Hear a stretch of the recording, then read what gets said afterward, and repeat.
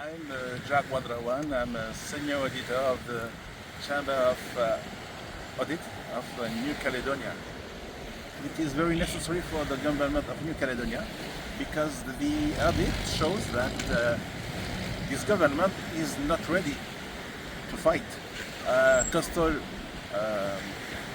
erosion because we have verified and we have noted that the local government has no strategic plan, no vision, lack of resources funding. This is a real problem for New Caledonia and for all of the small islands in the Pacific. In front of us there's the East Sea, and they have to treat this issue that many island countries and small island countries face. In New Caledonia, the government of New Caledonia many work to do because there's a very deep problem. I think this is the same problem for all the countries, the small countries in the Pacific, is the problem of data. You have to know that 5 years ago, the coastline is just over there, just about 7 and 10 meters from the sea. And when the Hurricane Luca came, everything was put up. And then the project of the city councils is to build this investment. But what you see is 840 meters long, and the second phase is the three things: breaking wave structures in the sea, in the lagoon, to protect the coast line from the coastal erosion. So it's very important investment because the funding came from the City Hall, Southern Province, the French government, and the Agence de Développement. This part of the project and the road, and this part, if nothing is done, it disappeared by 2050.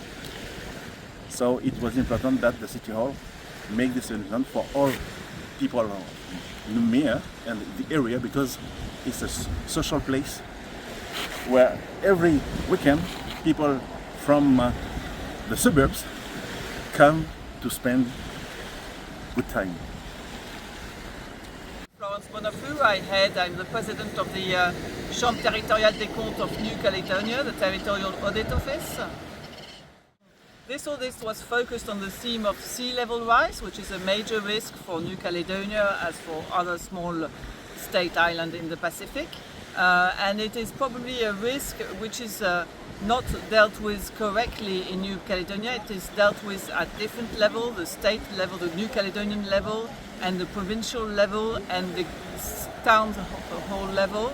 So our audit has one focus is to look at if those three levels can be better coordinated, and I would really hope that would be one of the outcome of our audit. And a longer term outcome of our audit is that there's a real public policy, coordinated public policy on how to appreciate risk and how to put in place regulations to forbid constructions on zones that are at risk, and on other priority spaces, how to choose between the right solutions, hard solution, or natural soft solutions to bear off the risk.